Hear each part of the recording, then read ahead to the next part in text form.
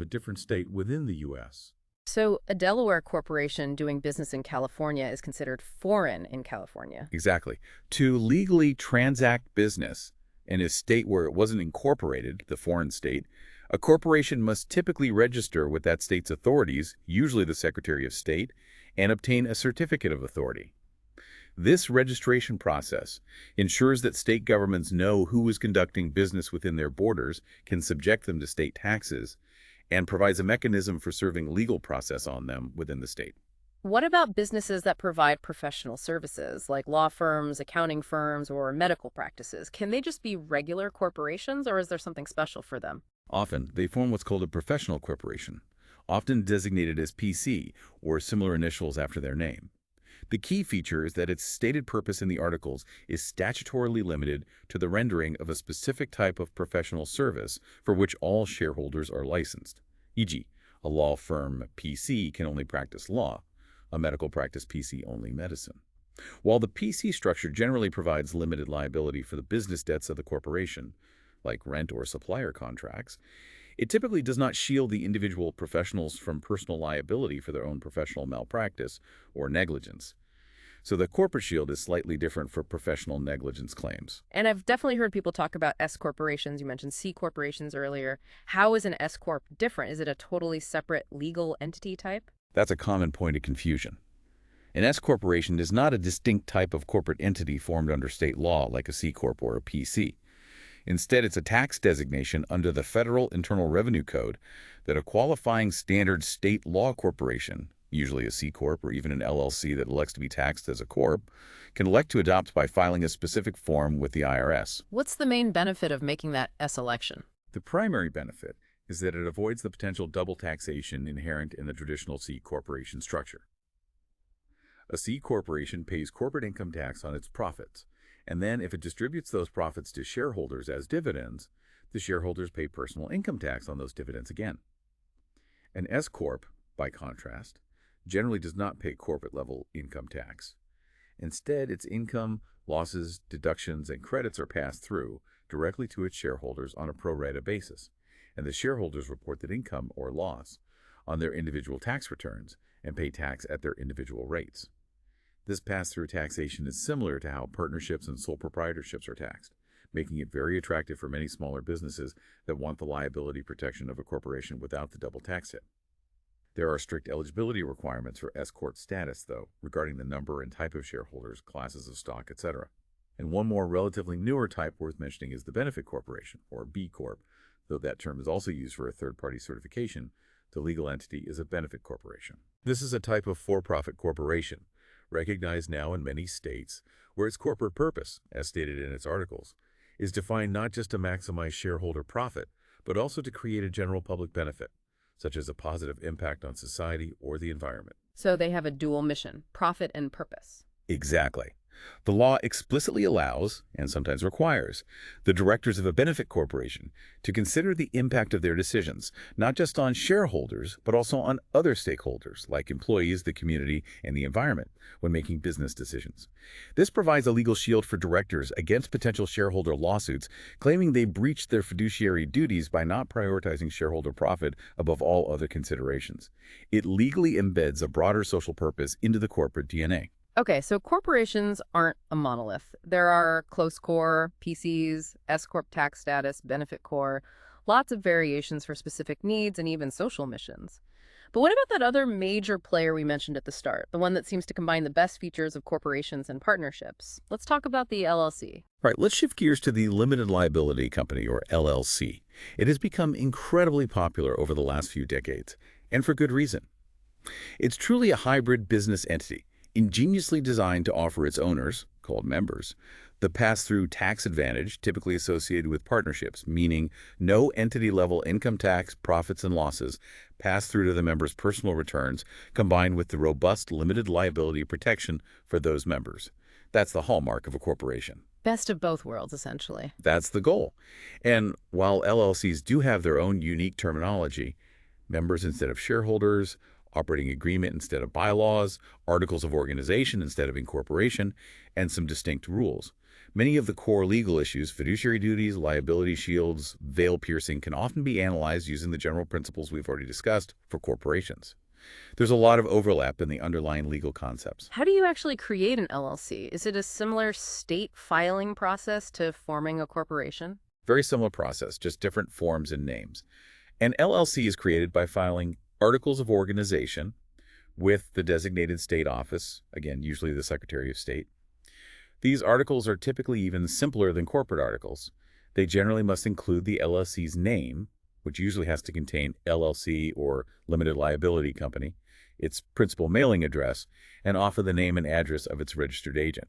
Some states might require a bit more, like stating if it will be member-managed or manager-managed. When does the LLC legally exist? Like a corporation, existence typically begins upon filing, or a later specified date. However, an LLC generally doesn't actually come into full legal existence or function until it has at least one member.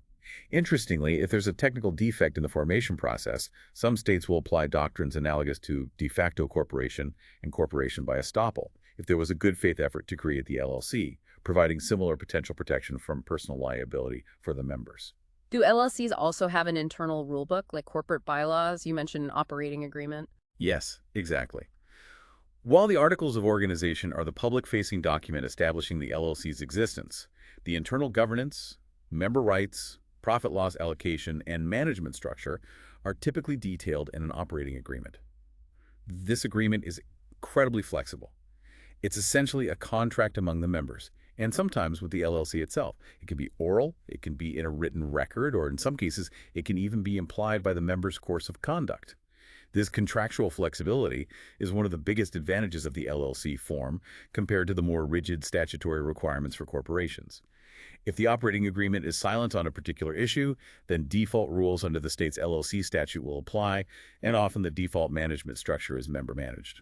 Okay, let's talk about membership in an LLC. How many members can it have? And what happens when members want to join or leave or maybe sell their interest to someone else? Is that easy? An LLC must have at least one member to exist. There's generally no maximum limit on the number of members, making LLCs suitable for everything from single-person businesses to large investment funds with hundreds of members. Joining and leaving. Becoming a new member typically requires the consent of all existing members, unless the operating agreement specifically provides a different mechanism, like majority consent. This reflects the partnership heritage you choose your partners. Transferring a membership interest is also interesting. A member can usually transfer their financial interest, their right to receive distributions, and share in profits and losses to someone else. However, the transferee does not automatically become a full member with management or voting rights. They just get the economic rights.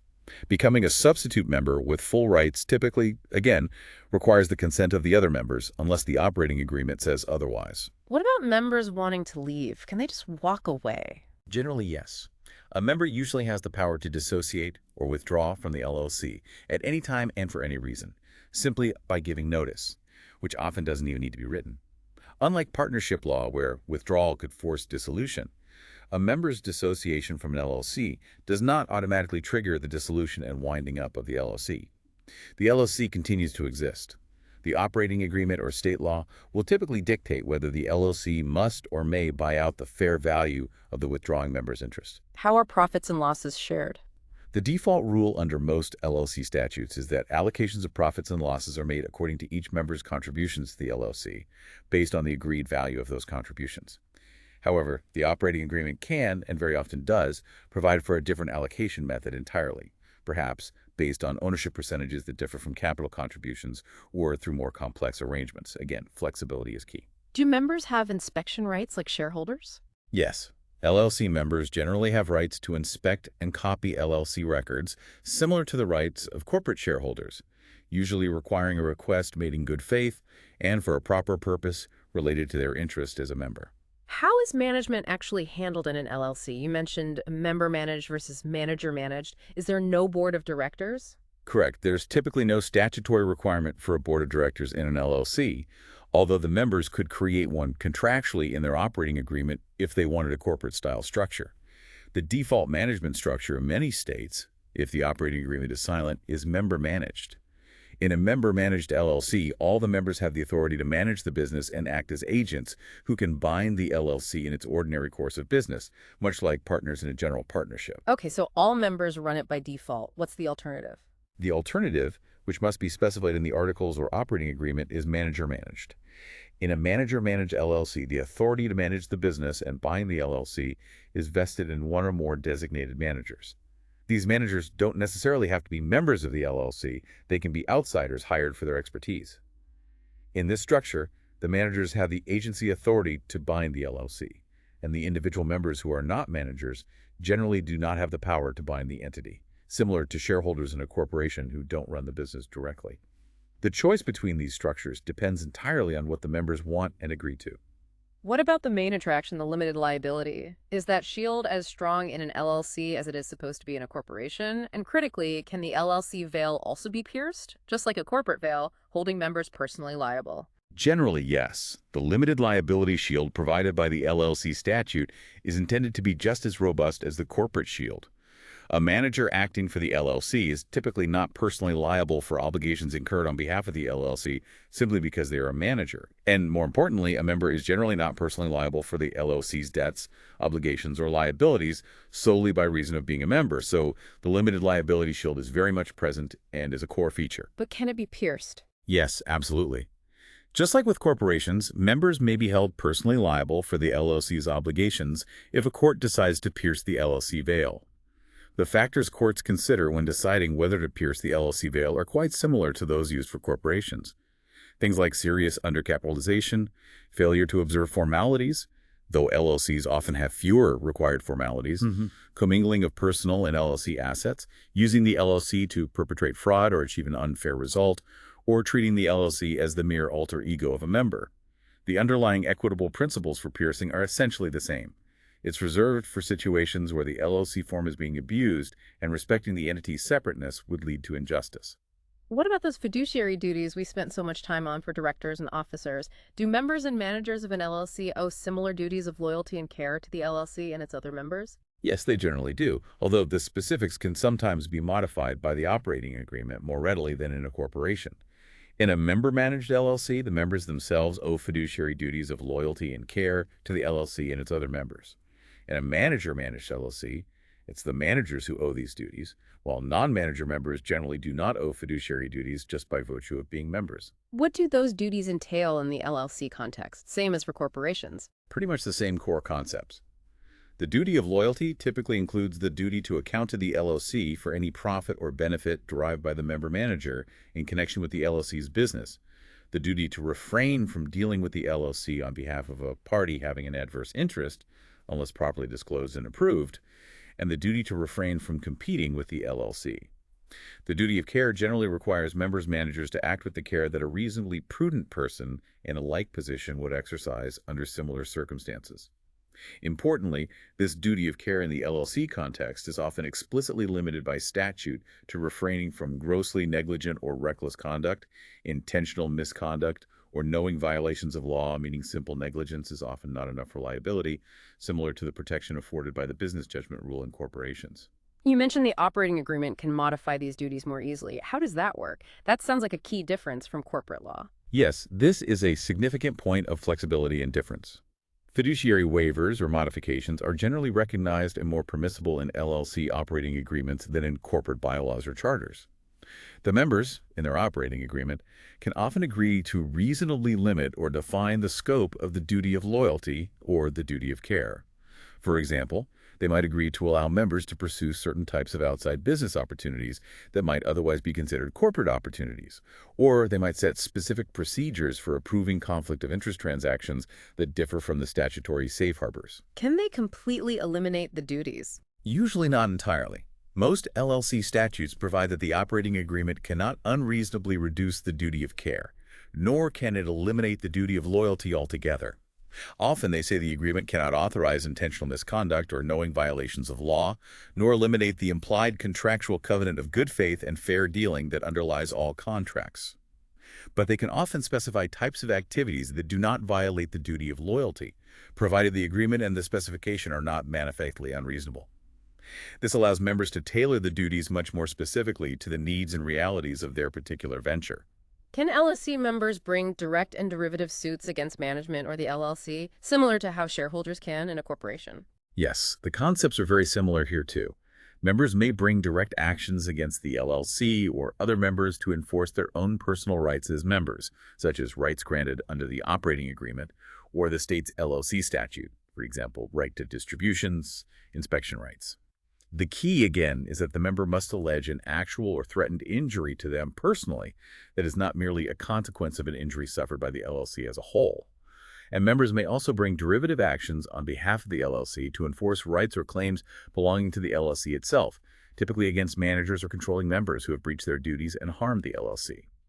Similar to corporate derivative suits, members bringing an LLC derivative action must usually show that they first made a demand on the managers or members in a member-managed LLC to bring the suit, or that such a demand would have been futile. The recovery, again, goes to the LLC. And finally, how does an LLC's life end? How does it dissolve or wind down its operations? Is it similar to corporate dissolution? The process has similarities, but also reflects the LLC's hybrid nature. An LLC can typically merge with another LLC or even with other types of business entities like corporations, following statutory procedures. It may also dissolve upon the occurrence of various events causing dissolution. These often include mutual consent of all members, the passage of a certain period, often 90 consecutive days, where the LLC has no members, an order from a court, or the occurrence of a specific event identified in the operating agreement as causing dissolution. What about involuntary dissolution by court order? Can members seek that like shareholders can? Yes. A member may petition a court for involuntary dissolution under various circumstances, often similar to the corporate grounds, such as managers acting illegally or fraudulently. A particularly important ground in the LLC context, similar to shareholder oppression, is when a controlling member or manager acts in a way that is oppressive and directly harmful to the member seeking the dissolution order. To prevail on this ground, the petitioning member often needs to show that the controlling member's actions violated their reasonable expectations as a member of that particular LLC. And once dissolution occurs, what's the winding up process? When an LLC is dissolved, it enters a winding up phase, just like a corporation. During this period, the LLC must 1. Discharge its debts, obligations, and other liabilities or make adequate provision for them. 2. Settle and close its activities. And 3. Marshal and distribute its remaining assets. The order of distribution is typically similar to corporations. First to creditors, then potentially to members for return of contributions, and finally distributing any remaining assets to members according to their sharing ratios, usually as set out in the operating agreement or by statute. The LLC can perform any other acts necessary or appropriate to complete this winding up process. And seeing the LLC framework laid out really provides a fascinating comparison, doesn't it? You can see how it clearly builds on established corporate law principles, limited liability, fiduciary duties, derivative suits, veil piercing, while simultaneously offering significant contractual flexibility, particularly through the operating agreement, in areas like management structure, profit allocation, and even the tailoring of fiduciary duties. This inherent adaptability, this ability to be customized, is precisely why the LLC has become such a prevalent and popular choice in modern business, especially for startups, joint ventures, and closely held businesses that value both protection and flexibility. Wow. We have really taken a deep dive today into the foundational structures of both corporate and LLC law. It's incredible to trace it all the way from the moment an idea sparks into a potential business entity through its daily operations and seeing how that complex interplay between shareholders or members, directors or managers, officers, and the very specific legal framework truly shapes its destiny and defines who bears the risk at every stage. Indeed. And understanding these elements, the subtle nuances of formation, the critical fiduciary duties owed by those in positions of power, the pathways for liability when things go wrong, the possibility of piercing the veil, and the distinct life cycles and endgames for these entities, it isn't just academic theory. It's absolutely critical knowledge, not only for legal professionals gearing up for exams or practice, but really for anyone looking to navigate the world of business intelligently. Whether you're thinking about starting your own venture, investing in someone else's, or even just trying to understand the business news you read every day, these principles truly underpin the entire commercial landscape. So what does this all mean for you listening right now? Well, as you encounter businesses in your daily life, from the local coffee shop that might be an LLC to the giant multinational corporation listed on the stock exchange, or perhaps as you embark on your own entrepreneurial journey, maybe take a second to consider this. How might that seemingly simple initial choice of entity corporation or LLC fundamentally alter the risks and the opportunities for its founders, its investors, and even its employees down the line? And maybe next time you hear about a company facing legal troubles or a boardroom battle, how might understanding concepts like piercing the corporate veil or fiduciary duties or the crucial difference between a direct and a derivative suit give you a deeper, more informed perspective